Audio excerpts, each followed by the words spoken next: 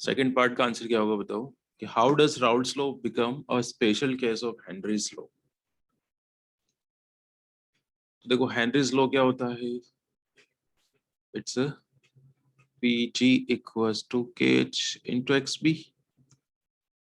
तो अगर हम इस KH को किससे रिप्लेस कर दें बोलो, P नॉट, ये कौन है, B है क्या, सल्यूट।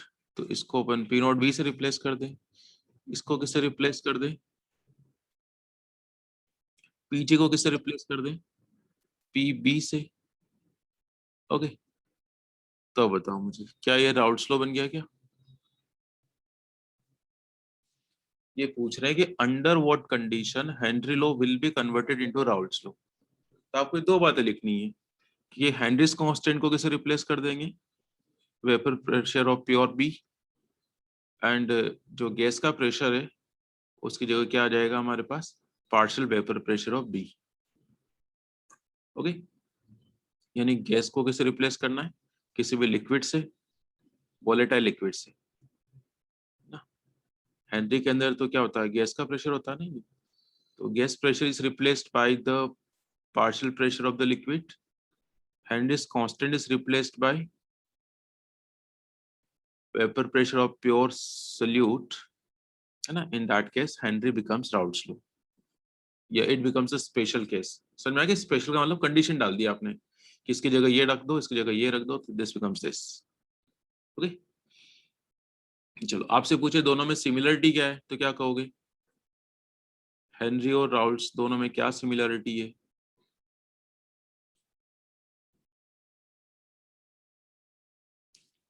तो दोनों में क्या, सॉल्युबिलिटी के प्रोपोर्शनल होते हैं। नहीं, मोल फ्रैक्शन के प्रोपोर्शनल होता है, कि दोनों ही केस में कंपोनेंट का जो प्रेशर होता है ना वो मोल फ्रैक्शंस के डायरेक्टली प्रोपोर्शनल होता है।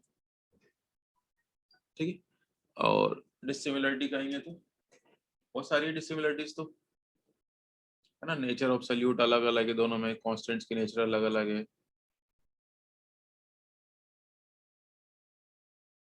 ठीक है, कांस्टेंट्स अलग अलग है दोनों कैसे ना, ध्यान रहेगा। अच्छा क्वेश्चन है ये पूछा जाता है ना, 8 11 13 है ना, बहुत साल हो गए इसको, मतलब आया नहीं। अब देखो ये वाला आ सकता है ना, ये क्वेश्चन नंबर 3 ये भी अच्छा है, मतलब आया नहीं लेकिन अब आ सकता है ये, कि what's meant by positive and negative deviation from Raoult's law and how is the sign of this and this are related with. तो बता देंगे मैंने, डेल्टा एच मिक्सिंग का साइन है ना, enthalpy change, delta H mix मतलब enthalpy change का sign क्या होगा पॉजिटिव के लिए नेगेटिव के लिए, आता है ना ये। पॉजिटिव डेविएशन के लिए डेल्टा एच का साइन क्या होता है पॉजिटिव, और नेगेटिव डेविएशन के लिए क्या होता है डेल्टा एच नेगेटिव, यानी एक्सोथर्मिक प्रोसेस। ठीक है, चलो फिर अपन कर रहे हैं कौन सा, गिव रीजन। ये आया था 2019 में है ना। A decrease in temperature is observed on mixing ethanol and acetone. अच्छा क्वेश्चन है भाई। अच्छा क्वेश्चन है ये, 2019 में आया था, बताओ कौन बताएगा इसका आंसर।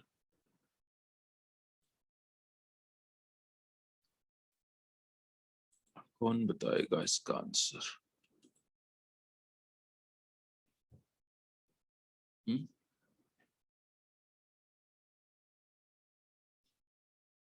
कोई बता दो।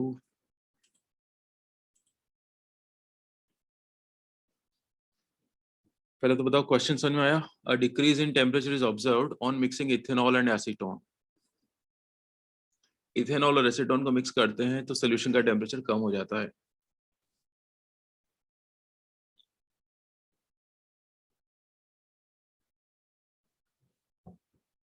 पहले वक्त बात बताओ मुझे, सोल्यूशन का टेम्परेचर कम कब होगा, जब प्रोसेस एंडोथर्मिक होगा या एक्सोथर्मिक होगा। सोल्यूट सॉल्वेंट को मिक्स करेंगे आप, तो टेम्परेचर कम कब होगा, when the dissolution process is exothermic और एंडोथर्मिक। बताओ। एक्सो। टेम्परेचर फॉल कब होता है, मतलब temperature decrease, temperature of solution, है ना, सोल्यूशन का मतलब सराउंडिंग हो गया, resultant solution will decrease if the dissolution process, dissolution का मतलब समझ में आ रहा है, सोल्यूट सॉल्वेंट को मिलाना या सोल्यूशन का बनना, इज एन एंडो, एक्सो नहीं होना चाहिए, एक्सो में तो हीट रिलीज कर देगा, रिलीज कर देगा तो सोल्यूशन का टेम्परेचर बढ़ जाएगा, समझ में आ रही बात। तो सोल्यूट सॉल्वेंट को मिलाने के बाद प्रोसेस एंडो होना चाहिए, एंडो का मतलब हीट एब्जॉर्ब कर ले, तो हीट एब्जॉर्ब खुद ही कर लेगा, तो रिजल्टेंट सोल्यूशन का टेम्परेचर क्या हो जाएगा, कम, एंडोथर्मिक, एंडो, ठीक है। Temperature of solution will decrease if the dissolution process is an endothermic process, है ना। एक सेकंड, ये क्या चलेगा, is an endothermic process, clear हुआ क्या भाई। आपने सोल्यूट सॉल्वेंट को मिलाया, ठीक है, और मिलाते ही हीट कम हो गई, चलो इसको अलग तरीके ऐसे समझाता हूँ मैं आपको।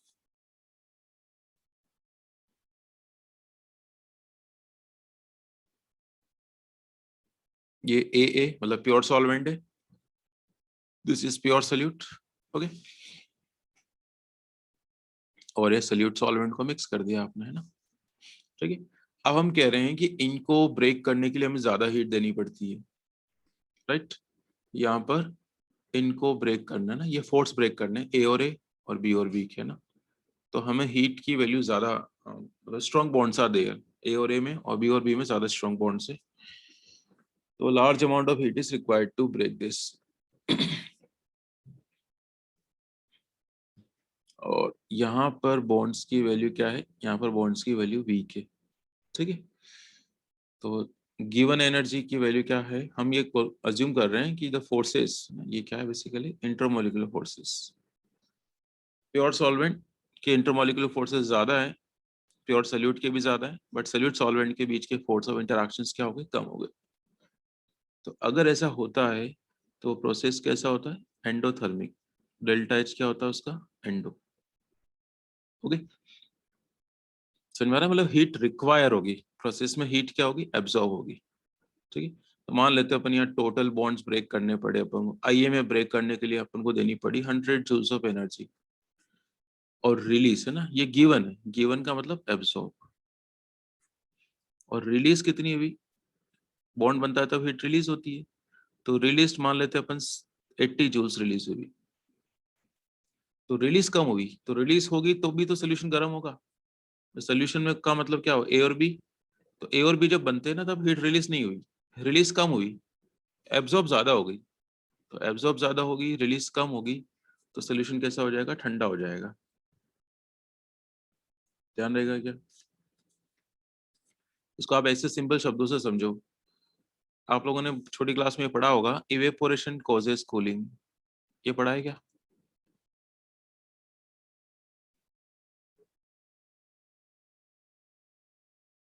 ठीक है। जैसे कि ये पानी गिर गया यहाँ पर ना, पानी कुछ ड्रॉपलेट्स गिर गई, है ना, और आप यहीं पर खड़े हुए हो, ओके, अब ये पानी अपने आप इवेपोरेट हो रहा है, अपने आप तो होता नहीं, ये क्या होता है, एंडोथर्मिक प्रोसेस होता है, तो पानी क्या करेगा, यहाँ सराउंडिंग से हीट लेकर गायब हो जाता है, तो आपको यहाँ क्या महसूस होगा, ठंडा ठंडा महसूस होगा, क्यों, क्योंकि प्रोसेस एंडोथर्मिक है, हीट लेके ये चला गया तो वहां का टेम्परेचर डाउन हो जाएगा, ओके। तो सोल्यूट सॉल्वेंट को मिक्स करने के बाद टेम्परेचर कम कब होगा, जब प्रोसेस कैसा है, एंडोथर्मिक है। तो यहाँ पर यही होता है कि अल्कोहल में तो स्ट्रॉन्ग एच बॉन्ड्स होते हैं, एसीटोन में क्या होते हैं, डाइपोल डाइपोल, तो जब एसीटोन को अपन अल्कोहल में मिक्स करेंगे ना, तो अल्कोहल अल्कोहल के बीच के बॉन्ड वीक हो जाएंगे, यानी ये क्या शो करेगा, it will show positive deviation, positive deviation होता है तो प्रोसेस कैसा होता है, एंडोथर्मिक होता है, ओके। कैसा प्रोसेस होता है ये, एंडोथर्मिक। चलो एक और इजी क्वेश्चन कर लेते हैं, फिर ये कुछ डेफिनेशंस आई हुई थी, है ना, आइडियल सॉल्यूशंस क्या होते हैं, एज़ोट्रॉप्स क्या होता है, ऑस्मोटिक प्रेशर क्या होता है ना, ठीक है, इनमें से तो सारी आती है आपको, कौन सी नहीं आती बताओ। आइडियल कौन होता है, जो राउल्ट्स लॉ को फॉलो करते हैं, at every range of concentration and temperature. Azeotropes कौन होते हैं कि दो कंपोनेंट का मिक्सचर है ना, जो एक पर्टिकुलर टेम्परेचर पर क्या होता है, बॉईल होता है। The mixture of two components which distils which boils at the same temperature, जिसका बॉइलिंग पॉइंट सेम होता है। तो अगर बॉइलिंग पॉइंट ही सेम हो जाएगा दोनों कंपोनेंट्स का, तो आप उनको सेपरेट नहीं कर सकते by the distillation process. Osmotic pressure क्या होता है कि pressure applied towards higher concentration site so as to stop the flow of water molecules across SPM। चलो ये तो जेई के, तो नीट नीट नीट सीबीएसई 2020। ये बताओ भाई 2020 का क्वेश्चन बताओ मुझे, ये बता दो। ये तो बहुत आसान है, कम से कम ये तो सही बताना। दिख रहा है सबको ये? 15 identify which liquid will have higher vapor pressure at 90 degrees Celsius if the boiling point of two liquids NB are this and this। दो लिक्विड्स का आपको क्या दे रखे हैं, बॉइलिंग पॉइंट्स दे रखे हैं।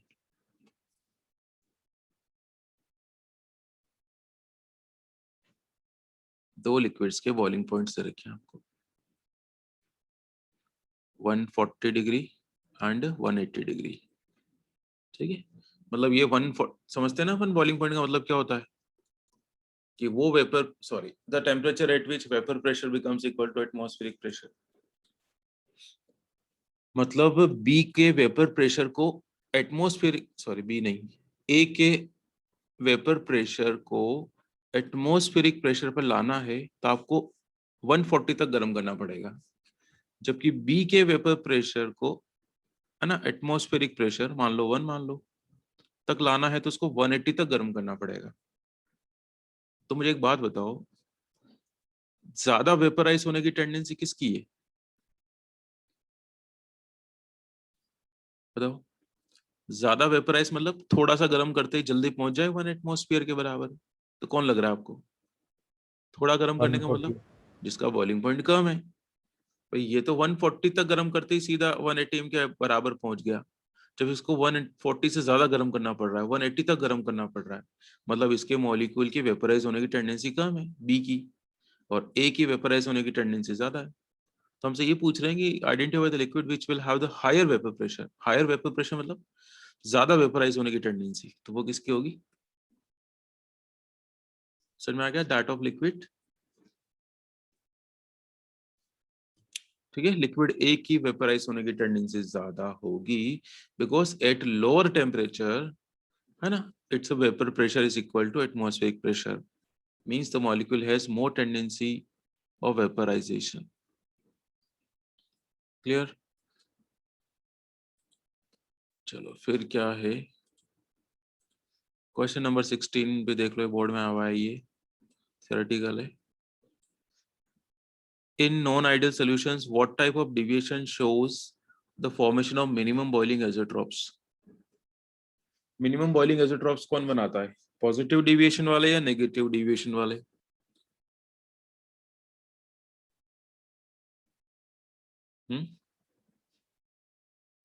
पॉजिटिव। तो उल्टा होता है ये ना, कि बॉइलिंग पॉइंट अगर मिनिमम है तो वो पॉजिटिव डिविएशन वाले ज्यादा वाले बनाते हैं ना, याद है चीजें ये। भाई मिक्सचर का बॉइलिंग हाँ। पॉइंट क्या हो जाता है, कम हो जाता है इंडिविजुअल कंपोनेंट से, और वो कम कब होगा, जब सल्यूट और सॉल्वेंट की वेपराइज होने की टेंडेंसी ज्यादा हो जाएगी।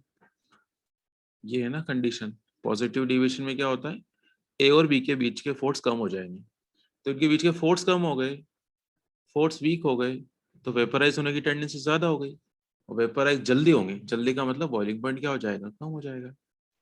तो इन्होंने ये पूछा ना मिनिमम बॉइलिंग कौन बनाएगा, तो ये सिचुएशन, और ये सिचुएशन किसकी है, ये सिचुएशन है पॉजिटिव डेविएशन। ओके, चलिए 2016 हो गया। फिर 2017 में तो ये क्या न्यूमेरिकल आया था क्या? चलो इसको देख लेते हैं 2016 वाले को।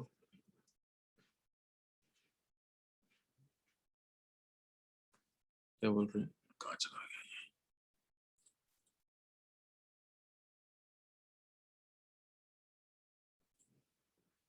क्या बोल रहे हैं, 30 gram of urea is dissolved in this much gram of water, calculate the vapour pressure of water for this solution in vapour pressure. जो भी है, तो पहले न्यूमेरिकल को ना फटाफट से गिवन लिख लिया करो, तो ये क्या है हमारे पास,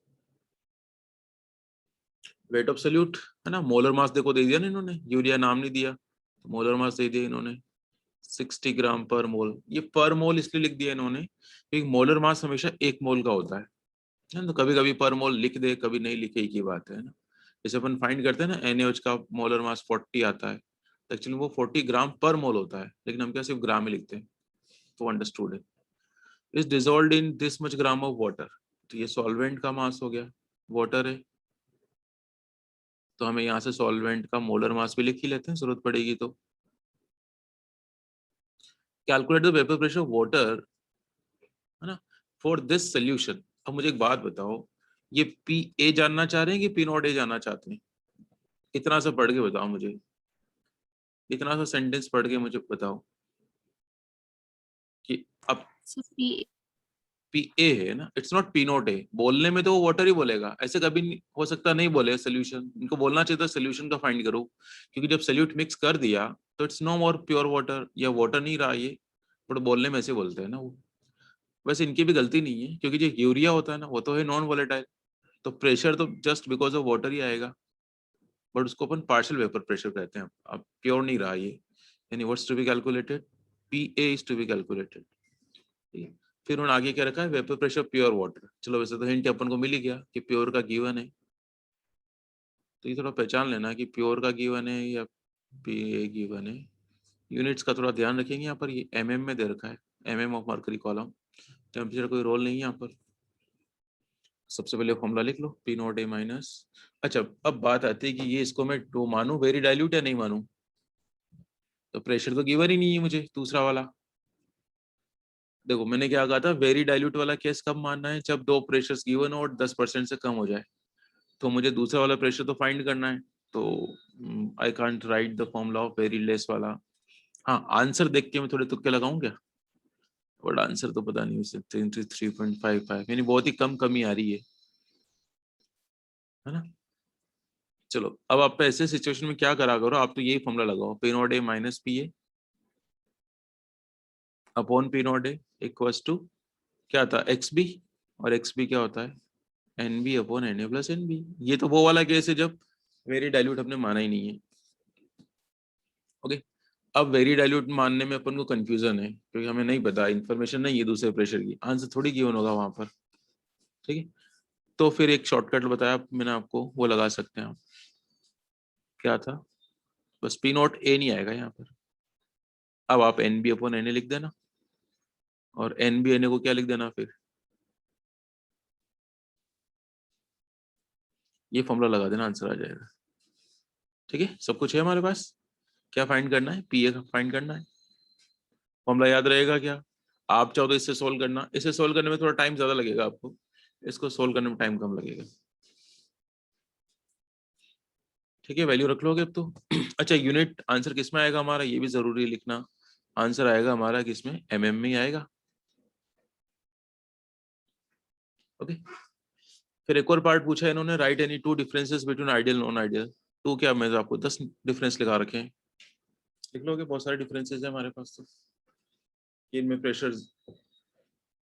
राउट्स लो के अकॉर्डिंग जितना आना चाहिए उतना आता है, नॉन आइडियल में मोर देन लेस देन आ जाता है ना। Delta volume zero, delta volume more than less than zero, delta H zero, इसमें डेल्टा एच कुछ भी हो सकता है more than less than zero, है ना। इसमें सॉल्यूट सॉल्वेंट की इंटरेक्शन, सॉल्यूट सॉल्यूट और सॉल्वेंट सॉल्वेंट की इंटरेक्शन सेम होती है as that of solute solvent, इसमें अलग अलग होती है ना, बहुत सारे डिफरेंसेस है।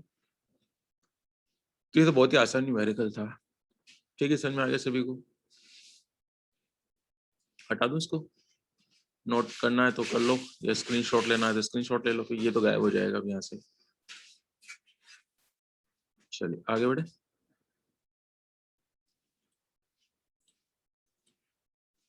हो गया। फिर आया था 2015 में,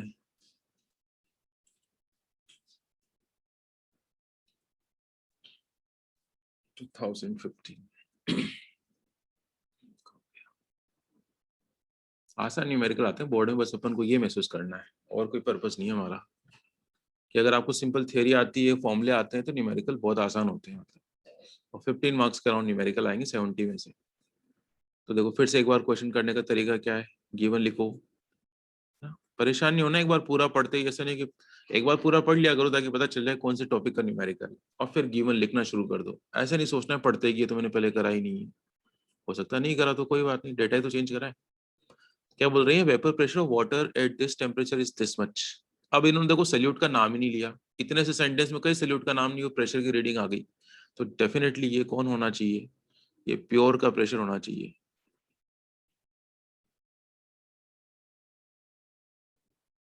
calculate the vapour pressure of water at this temperature when इतने gram of solute is dissolved, यानी ये आ गया मेरे पास सल्यूट का मास, कौन है, ग्लूकोज है ना, तो यहाँ से इसका एम भी निकाल लेना, 180 आ जाएगा।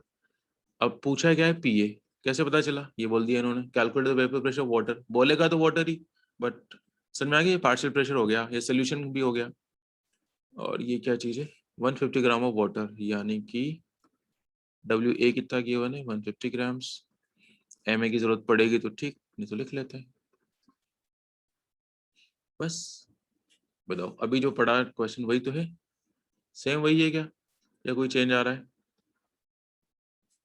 P not A minus P upon P not A equals to N B upon N A plus N B, but एक बार फिर से वही संकट कि हम इसको वेरी डाइल्यूट माने या नहीं माने, कोई हिंट है हमारे पास, कोई हिंट नहीं है, तो फिर क्या करा जाए, तो फिर हमारा ये शॉर्टकट वाला फॉर्मूला कौन सा, डाइल्यूट का ये कैसे पता चला वेरी डाइल्यूट का है, सल्यूट 10% है। हम्म, सल्यूट 10%। नहीं सल्यूट 10% नहीं कहा है मैंने, मैंने ऐसे कहा था कि पी ए और पी नोट है, मतलब पी नोट है के रिस्पेक्ट में ये अगर 10% ही कम है ना तो नेग्लेक्ट करना है, तो वो पी ए तो गिवन नहीं ना अपन को, इसलिए तो मैं तो ये चाहूंगा कि आप ये फॉर्मूला लगाओ, सॉरी नीचे अब की बार क्या आ जाएगा, पी ए, ये वाला फॉर्मूला अप्लाई कर लेना, ठीक है, अच्छे से प्रैक्टिस कर लेना इसकी, ठीक है, इससे सॉल्व कर लेना, और नहीं याद आ रहा है तो कोई बात नहीं, इससे सॉल्व करना थोड़ा टाइम ज्यादा लगेगा। यूनिट लिखाओगे इसमें भी आंसर किस में आएगा, हमारा एमएम में आएगा, यूनिट जरूर लिख के आने आंसर की, पता चला यूनिट ही नहीं लिखी, सपोज आपसे सोल्व नहीं हो रहा, फ्रैक्शन बच गया कुछ, है ना, कुछ भी टर्म बच गई, टाइम कम पड़ रहा है, तो आप ये जरूर लिख के आ जाओ पीछे, तो पूरे मार्क्स मिलने के चांस है। चलिए 22 भी हो गया, आसानी था।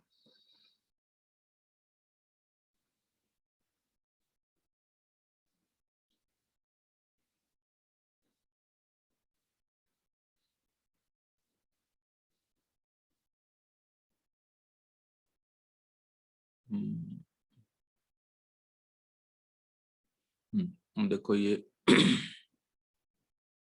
बोर्ड वाला है ना, सीबीएसई लिखा हुआ है, वो बोर्ड में आए हुए क्वेश्चन है ना। ये क्वेश्चन नंबर 5 देख रहे हैं, फटाफट से देख लेते हैं, ये तो शायद कल परसों क्लास में कराया हुआ था, बट फटाफट फिर से देख लेते हैं। तो क्या करें, एक बार पूरा पढ़ लो ताकि पता चले कौन से टॉपिक में से है ये क्वेश्चन, क्वालिटेटिव प्रॉपर्टीज में से है, या हेनरी का है, या राउट्स लॉ का है।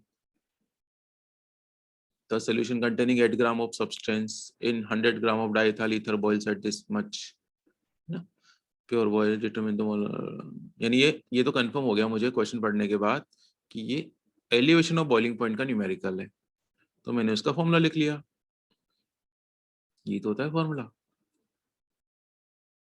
फिर स्मॉल एम क्या होता है, W P upon M B into W A, लेकिन अब की बार डब्ल्यू ए किस में होना चाहिए, किलो में होना चाहिए। चलो अब गिवन लिखते हैं अपन, 8 ग्राम ऑफ सब्सटेंस, यानी कि हमें क्या गिवन है, हमें गिवन है W B, 100 gram of diethyl ether. अब सुनो यहाँ पर ये सॉल्वेंट है, तो this is W A, boils at this. अब सुनो ये कौन बताएगा मुझे कि ये, देखो डेल्टा टीवी क्या होता है, मैंने क्या कहा था, ज्यादा माइनस कम, ज्यादा बॉइलिंग पॉइंट किसका होता है, सोल्यूशन का, कम किसका होता है, प्योर कंपोनेंट का, तो ये किसका बॉइलिंग पॉइंट है, सोल्यूशन का बॉइलिंग पॉइंट है या प्योर सॉल्वेंट का बॉइलिंग पॉइंट है,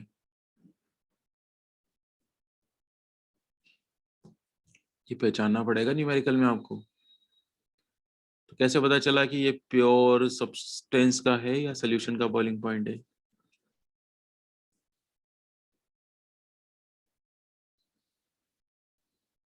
हम्म, तो देखिए इन्होंने सल्यूट का नाम लिया है क्या? बिल्कुल इन्होंने सल्यूट का नाम ले रखा है कि इतना सल्यूट डालने के बाद बॉइलिंग पॉइंट बिकम्स दिस, तो डेफिनेटली ये टीएस गिवन है आपको। क्या गिवन है? ये टीएस 36.86। अब इसको डिग्री में रख लेते हैं ना, क्योंकि ये भी अपन डिग्री में रख लेंगे तो डिफरेंस जो होता है ना वो डिग्री और केल्विन दोनों में सेम होता है। Pure ether boils at this much. अब देखो आगे खुद ही बोल दिया इन्होंने प्योर का ये है,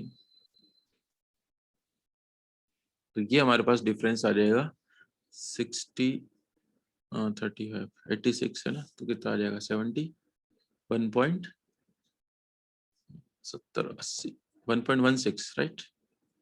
अब ये डिग्री सेल्सियस में कहो या इसको केल्विन को, बात एक ही, डिफरेंस सेम होता है डिग्री और केल्विन में।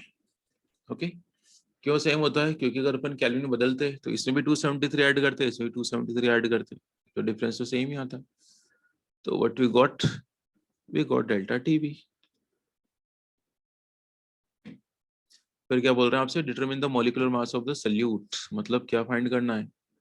एमबी फाइंड करना है, molecular mass of solute if KB is this much. ठीक है, तो आप इस तरीके से अगर आगे बढ़ोगे तो बताओ क्वेश्चन क्यों सोल्व नहीं होगा आपसे? अब क्या बचा है? तो ये रहा फॉर्मूला, दिस वन, सब कुछ गिवन है इसमें, देख लो। एमबी तो अननोन है, कर लोगे क्या? बोलो। हाँ सर। और वैसे अगर आपने ऑर्गेनिक केमिस्ट्री पढ़ ली है तो आपको ये भी पता है कि डाइथाइल ईथर का फॉर्मूला क्या होता है। तो आप ये भी श्योर हो सकते हैं कि आंसर अप्रोक्स क्या आना चाहिए। बताओ भाई, हमने ऑर्गेनिक पढ़ ली तो वी नो डाइथाइल ईथर क्या होता है, C2H5O, C2H5, ये होता है डाइथाइल ईथर, है ना। बट वहां तो इतना दिमाग काम नहीं करेगा एग्जाम में आपका। हाँ मल्टीपल चॉइस क्वेश्चन तो आप डायरेक्ट आंसर लिख सकते हो बिना सोल्व करे, क्योंकि ये ना एक्चुअल डेटा होते हैं सारे। तो देखो इसका कितना आता है, चॉइस चॉइस 48, 48 और 10 58, और 58 और 16 एक साथ, और तेरी तो गलत आ रहा है, ये कैसे हो गया? एक बार फिर से करता हूँ मैं। चॉइस कार्बन कितना होता है? 24। 12। हाँ 12, चॉइस चॉइस 48, 48 प्लस 10 58, 58 प्लस 16, सही तो कर रहा है मैंने। 74 आना चाहिए आंसर, तो इसमें आंसर तो आ रहा है 128। ठीक है आ गया। एक बार डाई इथाइल ईथर,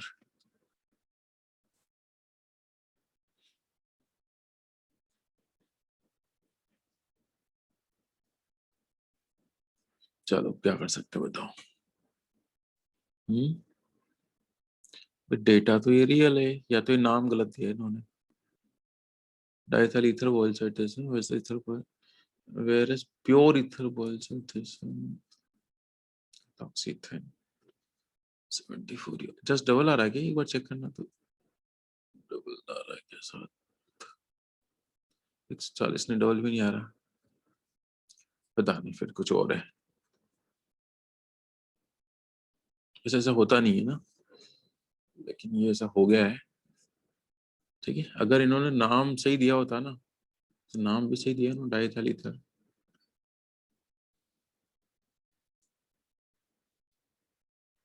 चलो आगे फिर बाद में देख लेंगे ना, फिर आगे देखते हैं इसको। ठीक है, ये समझ में आ गया, लेकिन आपको किस तरीके से आगे बढ़ना है। आंसर की यूनिट क्या आएगी हमारी? एम भी सोल्व कर लेंगे इस फॉर्मूले से। आंसर की यूनिट क्या आएगी? ग्राम पर मोल। देखो मोलर मास को ना ग्राम पर मोल लिखना ज्यादा सही होता है। जनरली अपन सिर्फ ग्राम ही लिखते हैं, बट पीछे पर मोल लगा लेना, क्योंकि एक मोल का मास ही क्या कहलाता है? मोलर मास कहलाता है। ओके चलो हटाते हैं इसको। तो ये भी एक बहुत आसान न्यूमेरिकल था। जे जे ये रहा CBSE। ये लेकिन अपन को देख लेते हैं। Potassium chloride solution freezes at lower temperature than water, कौन बताएगा? ये कह रहे हैं कि पोटेशियम क्लोराइड का सोल्यूशन का फ्रीजिंग पॉइंट कम होता है, पानी का ज्यादा होता है। Potassium chloride solution freezes at lower temperature than water. क्योंकि उसका मोलर मास ज़्यादा होता है, कम होता है। मोलर मास से थोड़ी कनेक्ट करते हो फ्रीजिंग पॉइंट को। तो देखो ये तो एक सोल्यूशन हो गया हमारे पास, पोटेशियम क्लोराइड सोल्यूशन, ये सोल्यूशन है, ये वाटर है ना, मतलब ये प्योर वाटर है और ये वाटर प्लस KCl है। ओके ठीक है, वैसे इसमें मैं बता दूं, ये इसमें ना वेंटो फैक्टर लगता है ना, तो ये वाला क्वेश्चन तो आपको इस साल करना नहीं है ना। बाकी इस है ना वेंटो वाला पॉइंट है, तो ये तो कभी रहने दो उसको फिर, है ना।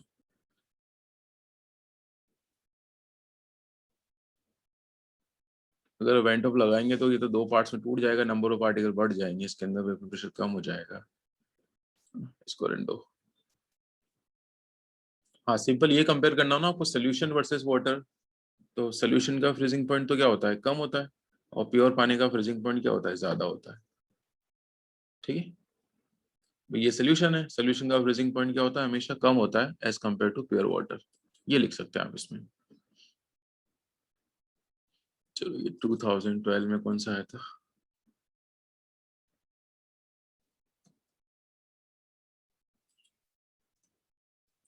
क्या कह रहे हैं ये जल्दी से देख ले। डेटा देखता हूँ। A solution of glycerol in water was prepared by dissolving some glycerol in 500 gram of water. Some glycerol दिया नहीं उसका मास, ये WA गिवन है हमें, क्या गिवन है, This solution has a boiling point. अब खुद ही बोल दिया solution का boiling point है TS 100.42 degree. What mass of glycerol was dissolved, यानी कि क्या कैलकुलेट करना है, WB to make this solution। ठीक है, KB दे रखा है इन्होंने 0.15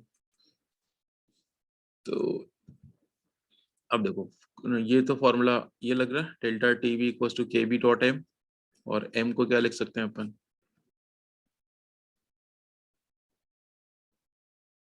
अब सुनो इसमें क्या मिसिंग है ना, इसमें डेल्टा टीवी नहीं दिया आपको, तो डेल्टा टीवी कैसे फाइंड करते हैं अपन, ज्यादा माइनस कम, तो ये तो दे दिया सोल्यूशन का। अब इन्होंने प्योर वाटर का नहीं दिया आपको बॉइलिंग पॉइंट, है ना, ये तो नाम लिया ना पानी में डिसोल्व करा है, तो प्योर पानी का नहीं दिया, तो ये आपको याद रखना पड़ेगा 100 लेना है। ठीक है, डिफरेंस सेम ही रहेगा डिग्री और केल्विन में, सोल्व हो जाएगा अब तो। WB फाइंड करना है, सब कुछ गिवन है, याद रहेगा पानी का बॉइलिंग पॉइंट वो कभी कभी आपको नहीं देंगे प्योर वाटर का, तो वो आपको 100 लेना है। क्लियर, चलिए ये तो फिर कदम है 2012 का कर्सर कहाँ गया मेरा?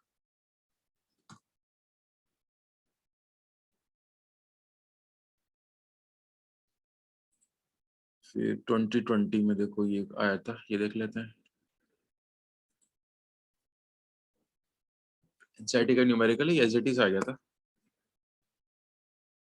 तो क्या पूछ रहे हैं ये, calculate the mass of ascorbic acid. ठीक है, WB है ना, WB पूछा है इन्होंने। देखो MB अपन फाइंड कर सकते हैं क्या, फॉर्मूला दे दिया तो निकल जाएगा, 12 × 6 + 8 करके MB निकल जाएगा ये तो। To be dissolved in 75 gram of acetic acid, पता है ये solvent acetic acid, acetic acid mass की जरूरत पड़ेगी तो 60 आ जाएगा ना, कैसा आया, ये होता है एसिटिक एसिड, बट अभी देख लेना जरूरत पड़े तो ठीक। To lower its melting point by this much, अब देखो ये क्या दे रखा है आपको, ध्यान से बताओ मेरे को, ये डेल्टा TF दे रखा है, या फ्रीजिंग पॉइंट ऑफ सोल्यूशन दे रखा है, या freezing point of pure solvent दे रखा है, ये क्या दे रखा है आपको, डेल्टा टी एफ। तो ये डेल्टा डी। जब कम वैल्यू होती है ना तो समझ जाना वो डिफरेंस होता है। अभी देखो मैंने डिग्री का साइन लगाया, तो मैंने कहा ना डिफरेंस सेम होता है केल्विन और दोनों में, KF गिवन है, तो फ्रीजिंग पॉइंट वाला फॉर्मूला लगा लो, delta TF equals to KF small m,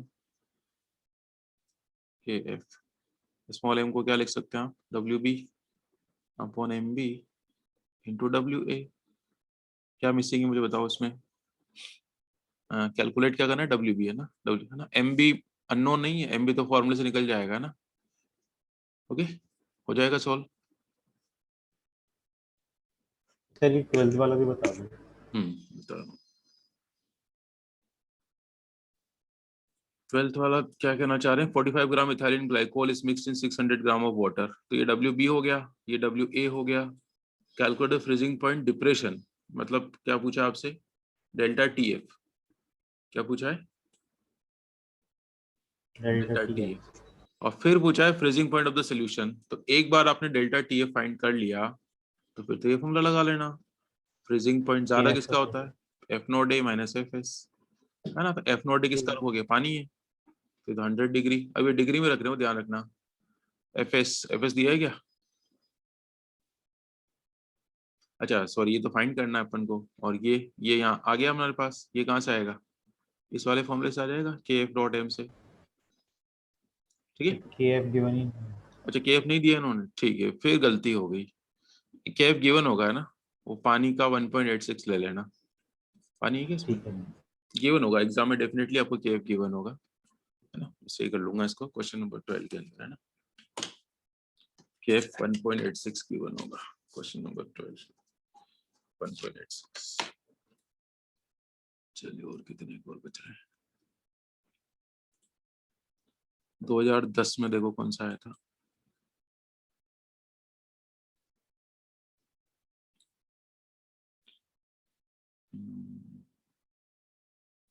What mass of ethylene glycol must be added? अब तो पता चल गया होगा आपको कैसे करने की न्यूमेरिकल, है ना? यानी कि WB is to be calculated, ना? मोलर मास दे दिया, बहुत अच्छी बात है। मस्ट बी एडेड टू इतने किलोग्राम ऑफ वाटर। अब देखो इन्होंने सीधा किलो में दे दिया, तो बहुत बढ़िया रहा है। तो पानी MA की जरूरत पता नहीं पड़े नहीं पड़े, लिख लेते हैं अपन तो। To lower the freezing point from this to this. तो एक बात बताओ, क्या आप यहाँ से डेल्टा TF नहीं निकाल सकते? कैसे निकालोगे डेल्टा TF? ज्यादा माइनस कम, ज्यादा किसका होता है?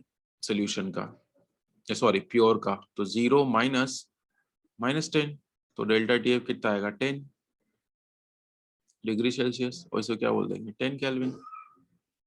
ठीक है, KF आपको दे ही रखा है, तो कौन सा फॉर्मूला लगेगा? बोलो। स्मॉल m, और स्मॉल m को क्या लिख लेंगे?